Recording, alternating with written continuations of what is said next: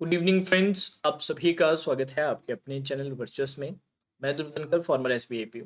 आज आप लोगों के साथ एक सर्कुलर शेयर कर रहा हूँ यार। कल का ये सर्कुलर है, 21 मई डेटेड है। ये आपके जो रीजनल रूरल बैंक्स रहते हैं आरआरबीज के बैंक एसोसिएशन ने ये सर्कुलर रिलीज किया है। और सर्कुलर किस बारे में है एक बार ब्रीफ में देख लेते हैं। ठीक है, पूरा का पूरा पीडीएफ पढ़ना तो पॉसिबल नहीं होगा, बट मेन मेन पॉइंट देखते हैं कि किस बात पे सर्कुलर है, क्यों रिलीज किया जा रहा है, किस बात पे किया जा रहा है, सारी बातें देखते हैं। सबसे पहले हम जो बोल्ड कर रखा है, डार्क जो कर रखा है, वो टेक्स्ट पढ़ते हैं। क्या दिया हुआ है? Proposed restructuring of RRBs reported defective steps by the government of India are strong opposition to the reported proposal. मतलब ये क्या कह रहा है कि गवर्नमेंट ऑफ इंडिया कोशिश कर रही है, प्रपोजल डाला है कि आरआरबीस को रिस्ट्रक्चर करने के लिए। अब जो प्रपोजल है उसमें इनको एसोसिएशन वालों को कुछ डिफेक्ट्स दिखाई दिए हैं जो सही नहीं है, और उनको स्ट्रांगली अपोज कर रहे हैं एसोसिएशन वाले। अब वो क्या प्रपोजल था, क्या क्यों वो इसको अपोज कर रहे हैं, इसके बारे में थोड़ा सा एक बार चेक कर लेते हैं। यहां से पढ़ते हैं। As learn the suggestions mainly contain, क्या क्या चीजें थी? Categorization of RRBs based on their financial health, recapitalization for strengthening the RRBs, several reforms in structure and operations। तो इन ये तीन चीजें इन्होंने पढ़ी कि यार आरआरबीज को कैटेगराइज किया जाएगा उनकी फाइनेंशियल हेल्थ के अकॉर्डिंग, रिकैपिटलाइजेशन किया जाएगा जिससे आरआरबीज और स्ट्रांग हो, और कुछ स्ट्रक्चर ऑपरेशंस में कुछ रिफॉर्म्स लाने की जरूरत है जिससे बेटर तरीके से ये क्या कर सके, ऑपरेट कर सके। तो इसमें प्रॉब्लम क्या थी, एसोसिएशन को क्या प्रॉब्लम हो रही है, इसके लिए पहले देखना पड़ेगा कि यार ये कैटेगराइजेशन हो कैसे रहा है।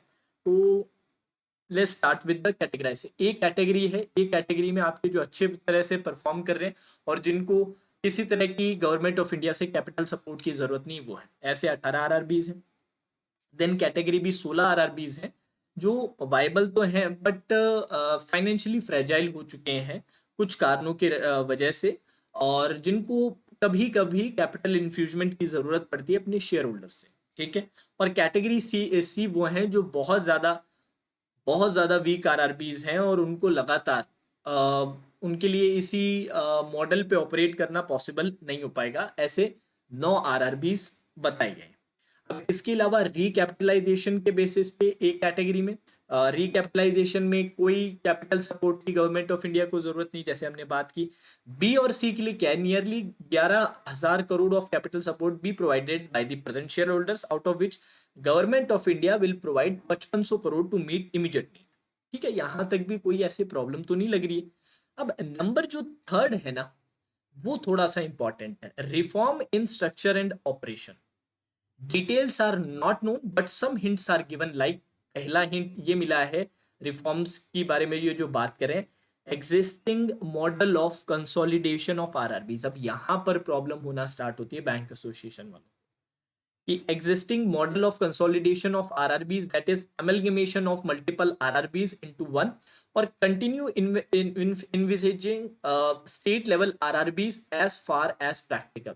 ठीक है, तो ये कोशिश क्या कर रहे हैं कि हर स्टेट के लिए जो स्पेशली जो अच्छे से काम नहीं कर रहे हैं कैटेगरी बी या कैटेगरी सी के जो आपके आरआरबीज हैं, उनको अमलगमेट करके एक स्टेट के लिए एक आरआरबी क्रिएट करने की कोशिश कर रहे हैं। एक तो यहां पर इनको प्रॉब्लम आई। दूसरी, the stake slash share of capital of government of India in RRB presently 50% would be transfer to the respective sponsor banks in case A category RRBs. अब ये एक और प्रॉब्लम है क्योंकि आरआरबीज को हमेशा ये प्रॉब्लम रहती है कि यार स्पॉन्सर बैंक को ज्यादा पावर नहीं देनी चाहिए, स्पॉन्सर बैंक का रूल नहीं होना चाहिए। अब गवर्नमेंट ऑफ इंडिया भी अपना स्टेक या शेयर उठा के स्पॉन्सर बैंक को दे देगा तो उससे और ज्यादा पावर मिल जाएगी स्पॉन्सर बैंक को। ये पॉइंट बी में तो ये गड़बड़ है। अब stake slash share of capital of government of India in RRBs in B category would be transferred by phases within next. अब ये भी आपको करना पड़ेगा, ये भी बी और उसके लिए भी कह रहा है बी का अगले 5 साल में स्पॉन्सर बैंक को कर दिया जाए, और the share capital structure of C will remain unchanged. इसका कोई चेंज नहीं होगा। ये एक अच्छा पॉइंट ये है कि प्राइवेटाइजेशन और merger with sponsor bank not suggested. कि प्राइवेटाइजेशन करना है या मर्जर करना है आरआरबी का उसके स्पॉन्सर बैंक के अंदर और आरआरबी को खत्म करना है, ये तो नहीं सोच रहे वो। पर कई आरआरबी को जोड़ने का सोच रहे। गवर्नमेंट ऑफ इंडिया अपना स्टेक शेयर उसमें डालना चाहता है, किसमें, स्पॉन्सर्ड बैंक में। अब यार स्पॉन्सर्ड बैंक भी तो वो पब्लिक सेक्टर बैंक्स हैं, और पब्लिक सेक्टर बैंक्स का भी सिनेरियो अभी इतना ज्यादा डगमगाया हुआ, इतना डाउटफुल है कि इससे भी प्रॉब्लम क्रिएट हो रही है। तो यहाँ पर जो कुछ पॉइंट्स दे रखे हैं ना, ये प्रॉब्लम के पॉइंट्स हो सकते हैं। बाकी हम आगे बढ़ते हैं। Looking to the above, if the proposals are put into action following aberration would take place. अच्छा, इन्होंने अपनी प्रॉब्लम बताई, क्या प्रॉब्लम आ सकती है, ये पॉइंट्स हमारे लिए सबसे इंपॉर्टेंट है। RRB Act 1976 bestowed upon RRB same similar mandate, which means the Parliament has given common mandate to all RRB without any distinction between the profit making and loss making ones. Profit and loss are operational matter depending upon the policy framework of to utilize the RRB for which they have been established. तो पहले ये बोला कि सबसे पहले तो categorisation इस तरह से नहीं करना चाहिए, क्योंकि RRB Act 1976 के थ्रू ये बोला गया था कि सभी आरआरबीज पे कॉमन मैंडेट लगना चाहिए, बिना किसी डिस्टिंक्शन के कौन सा ज्यादा प्रॉफिट कर रहा है, कौन सा ज्यादा लॉस कर रहा है। एक तो ये इस पॉइंट से इन्हें प्रॉब्लम है, ठीक है, कि कैटेगराइजेशन किया जा रहा है प्रॉफिट लॉस के बेसिस पे, जबकि इनिशियल जो हमारा जो स्टार्टिंग एक्ट था आरआरबी का 1976 वाला, वो मैंडेट करता है कि सारों को कॉमन ग्राउंड पे आपको ट्रीट करना है, ठीक है।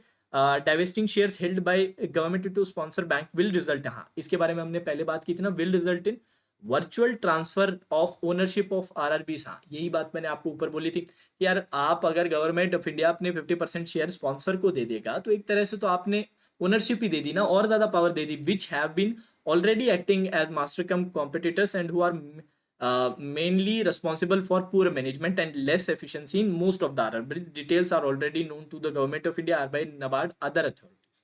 तो वही उसने बताया कि ऑलरेडी यार स्पॉन्सर बैंक्स के कारण इतना मिसमैनेजमेंट चल रहा है और इतनी प्रॉब्लम्स क्रिएट हो रही है, उसके ऊपर आप गवर्नमेंट ऑफ इंडिया भी और दे देगा तो फिर और ज्यादा प्रॉब्लम क्रिएट होगी। ऑब्वियस रीजन से sponsor bank in most cases have been found to cause disparity of allowances benefits to RRB staff. वही इसी इशू को थोड़ा सा एक्सपेंड किया है। whenever they get scope of decide on the above matters due to some instructions of government within this define the directions of NIT and court orders, ठीक है।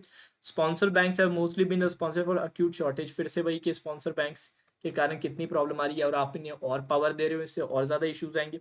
अब proposal of categorization of in 3 groups then to suggest formation of state level appears to be complicated matter to give effect. हाँ एक और इन्होंने ये बताया जो मैंने आपको पहले भी बताया था कि एक स्टेट लेवल आरआरबी बनाने की जो इन्होंने इशू बताया अमलगमेशन, ये बहुत ही कॉम्प्लिकेटेड प्रोसेस है, और ऑब्वियसली आरआरबी के बैंक एसोसिएशंस जो है वो नहीं चाहेंगे कि स्टाफ कम हो और लोग मिले, इससे कुछ नहीं होगा, इससे और ज़्यादा प्रॉब्लम ही क्रिएट होगी। और ये जो मैटर है ये बहुत ही कॉम्प्लेक्स और टाइम टेकिंग, बहुत ही लेंदी प्रोसेस रहेगा, तो इसके अगेंस्ट भी इन्होंने ऑब्जेक्शन किया है।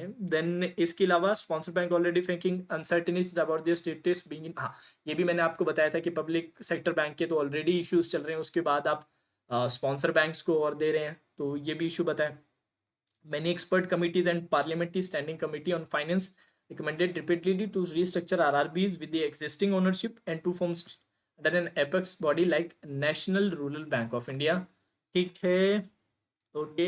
Above all, if all the proposals are implemented, we are afraid there will be total chaos, pandemonium, and the rural banking as a whole will suffer, as also the objectives of the formation of RRBs will be defeated. तो ये point चल रहा है यार, government of India ने ये proposals किए हैं, इन प्रपोजल के बारे में जैसे ही बैंक आरआरबी के बैंक एसोसिएशन को पता चला वैसे ही इन्होंने ऑब्जेक्शन किया है। कल का ये सर्कुलर है, आई एम श्योर यार इसके अगेंस्ट ये पॉइंट्स रखेंगे। अभी तक पूरी तरह से पॉइंट्स अच्छे से शायद इन्हें भी नहीं पता है, और जितनी बातें इन्हें पता चली है उनमें से मेजोरिटी बातों को वो ऑब्जेक्ट कर रहे हैं, वो इसके बिल्कुल फेवर में नहीं है। तो ये एक न्यूज़ थी, एक अपडेट थी रिगार्डिंग आरआरबीस में क्या चल रहा है, और इसके बारे में मैंने सोचा क्यों ना आप लोगों के साथ भी शेयर करूं। इस स्टोरी में आगे कुछ डेवलपमेंट रहता है तो वो भी मैं आपके साथ शेयर करूंगा। आई होप आपको सेशन यूजफुल लगा हो। सेशन पसंद आया तो इसी तरह के और भी सेशन चैनल पे मिल जाएंगे। बाकी मेन जो पर्पस है चैनल का वो आप लोगों की प्रिपरेशन करवाना है, चाहे आप एसबीआई क्लर्क की प्रिपरेशन करें, चाहे आप एसबीआई पीओ की, आईबीपीएस एग्जाम्स की, आरआरबी एग्जाम्स की, सभी के लिए कोर्सेज करंटली चल रहे हैं। 4 क्लासेज चल रही हैं, प्री और मेंस दोनों के लिए, क्वांट्स और रीजनिंग दोनों सब्जेक्ट करवाए जा रहे हैं। लाइव सेशंस रहते हैं Monday to Saturday. Classes regularly attend करें, चैनल को सब्सक्राइब करके रखें, और सेशन पसंद आया हो तो लाइक ज़रूर कीजिएगा। और that's all for today session, take care.